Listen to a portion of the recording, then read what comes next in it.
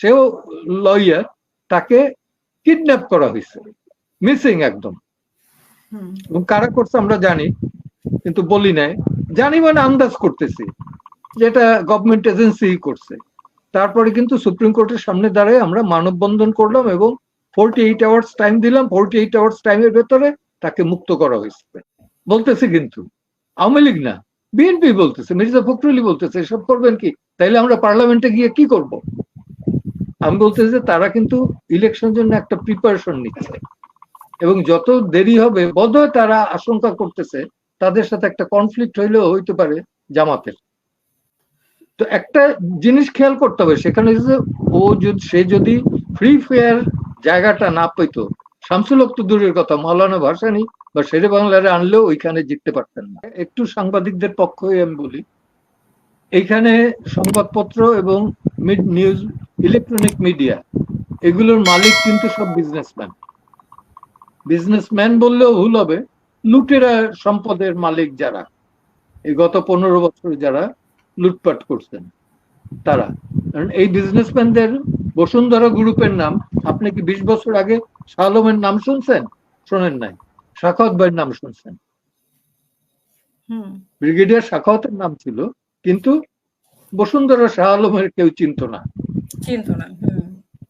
হ্যাঁ, তেমনি আপনি আসেন এই যে কি ওই ওয়েস্টিনের মালিক, উনি ছিলেন আদম ব্যাপারী।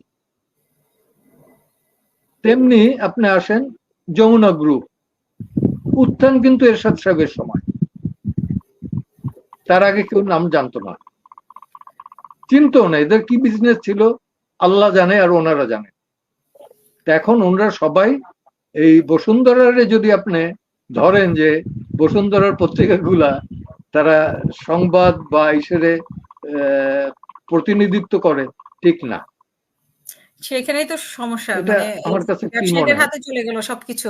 না সমস্যাটা কি এখন দেখবেন, এখন দেখেন তারা কিন্তু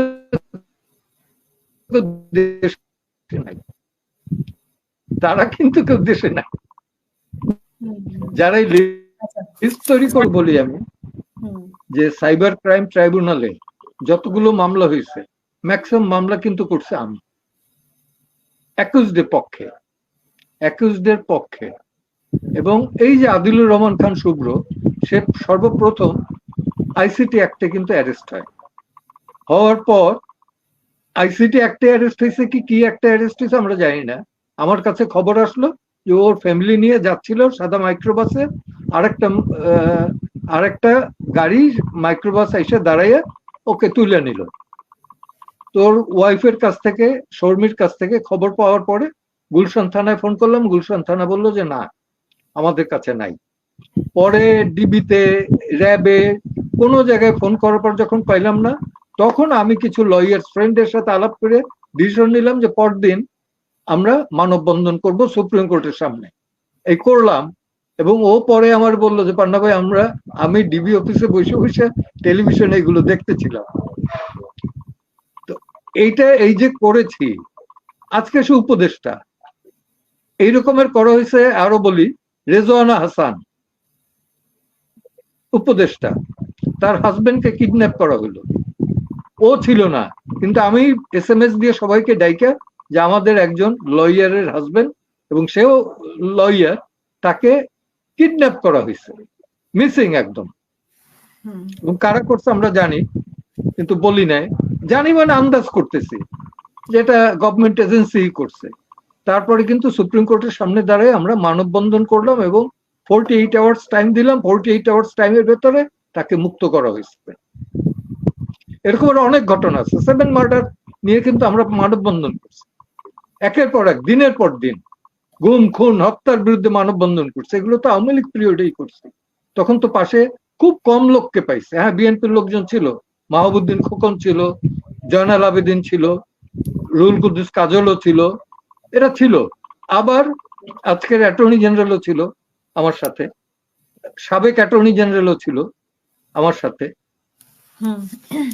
এরা ছিল, দলমত নির্বিশেষে সবাই ছিল। কিন্তু বিষয়টা হচ্ছে যে সেখানে না, কেন এটা ঘটবে, কি প্রয়োজন এই র্যাবের, যেটা পুলিশ পারে না, বিজেপি পারে না। বিজেপি তো বর্ডারে এখন বেশ ভালো গার্ড দিতেছে, যা দেখতেছি যে ইন্ডিয়ান অনুপ্রবেশকারী তাদের গ্রেপ্তার করতেছে, আবার আমাদের দেশের কাউকে যাতে মারতে না পারে সেই জন্য কথাবার্তা বলতেছে। এইটা তো আগে ছিল না, এখন করতেছে, এটা করুক। আর সাখাওয়াত ভাই যেটা বলছেন যে সংস্কার করতে হলে পরে এটা ইট উইল টেক টাইম, ঠিকই টেক টাইম, কিন্তু পাশাপাশি খেয়াল রাখেন এইখানের যে রাজনৈতিক দলগুলো আছে তারা কিন্তু নির্বাচনের জন্য উদ্গ্রীব।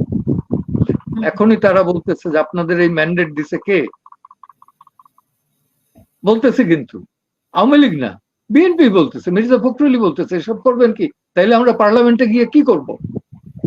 আমি বলতেছি যে তারা কিন্তু ইলেকশনের জন্য একটা প্রিপারেশন নিচ্ছে, এবং যত দেরি হবে বোধহয় তারা আশঙ্কা করতেছে তাদের সাথে একটা কনফ্লিক্ট হইলেও হইতে পারে জামাতের, হয়তো এটাও তারা চিন্তা ভাবনা হয়তো করতেছে। এবং অদ্ভুত বিষয় দেখলাম যে জামাত ইদানিং প্রত্যেকটা ইউনিভার্সিটিতে এবং বার অ্যাসোসিয়েশনে অ্যাড্রেস করতেছেন, একটা নিউ ফেনোমেনা। যাই হোক, আর ইলেকশন বেলা আমার আরেকটা সাজেশন আছে, এই টাকা ছড়ানো এইটা বন্ধ করার জন্য ইলেকশন কমিশন একটা ইনিশিয়েটিভ নিতে পারে কিনা, যে প্রজেকশন মিটিং তারা করবে, সার্টেন টাকা জমা দিতে হবে, প্রচারণা ইলেকশন কমিশন চালাবে। তাইলে পরে এই টাকার খেলাটা, এটা কিন্তু অলিখিত আইন, যার টাকা ব্ল্যাক মানি আছে, হার্ড আর্নিং মানি দিয়ে কেউ এই ইলেকশন করতে আসবে না। ব্ল্যাক মানি যার আছে সেই ইলেকশন করতে আসবে আরো কিছু টাকা করার জন্য।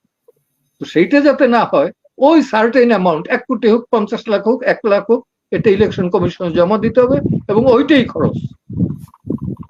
ইলেকশন কমিশন পোস্টার ছাপাই দিবে, সবাই একটা পোস্টারে সবারই থাকবে, ওইটাই খরচ। এইভাবে যদি হয় আমার মনে হয় যে একটা ফেয়ার জায়গা আসা যাবে। আর হইলো যে এই যে ইলেকশন পারপাসে যে অর্থ ব্যয়, এইটা কন্ট্রোল না করতে পারলে কোনোদিনই ফ্রি ফেয়ার ইলেকশন হবে না। এই যে আনরিটেন ল, পয়সা খরচ করতেই হবে, নির্বাচন কমিশন এই আনরিটেন লটারে কন্ট্রোল না করতে পারলে পরে ফ্রি ফেয়ার ইলেকশন একটা কম্পিটেন্ট লোক আসার কোনো সম্ভাবনা থাকবে না। একটা উদাহরণ দিই আমি, 54 ইলেকশনে শামসুল হক জিতেছিল টাঙ্গাইলের বাই ইলেকশনে, এই তো মুসলিম,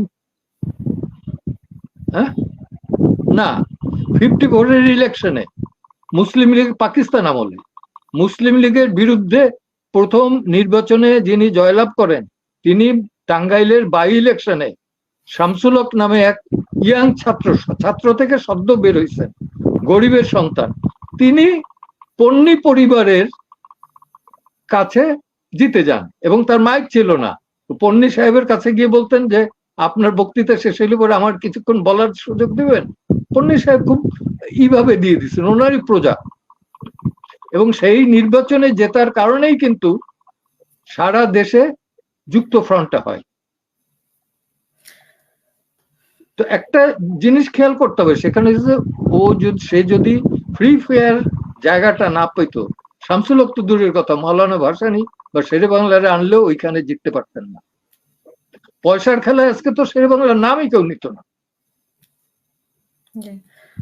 আমরা এখন যে সংস্কারের বিষয়টা, সেটা নিয়ে আপনার আর কি বলার আছে? যে মানে অন্যান্য সংস্কার, আমরা তো একটা সংস্কারের 2টা সংস্কারের কথা আমরা আলোচনা করলাম, বাকিগুলো নিয়ে আপনার কি অভিমত? সংবিধানেরটা খুব বেশি লাগবে আমার বলে মনে হয়। বিচার বিভাগে তো অনেক বেশি বিতর্ক, সেই আপনি যেখানে কি নিয়ে বিতর্ক, যারা বিচার বিভাগ নিয়ে তো বললাম যে ওইখানে নিয়োগটা যদি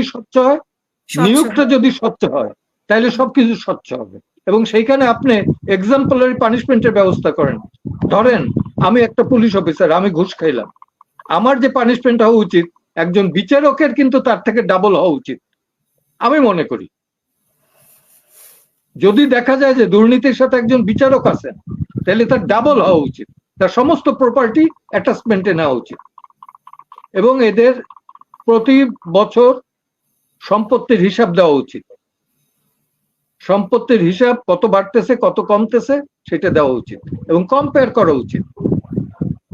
এটা টিএবির ইফতেখারুজ্জামান আছেন, উনি ভালো লোক, উনি ইজিলি এগুলো বাইট করতে পারবেন যদি আপোষ ফর্মুলায় না যান।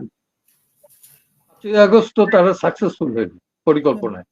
এখন ছাত্র কেন, যে কেউ রিক্সাওয়ালারও এটাই একটা রাজনৈতিক দল, গণতান্ত্রিক দেশে করার অধিকার আছে।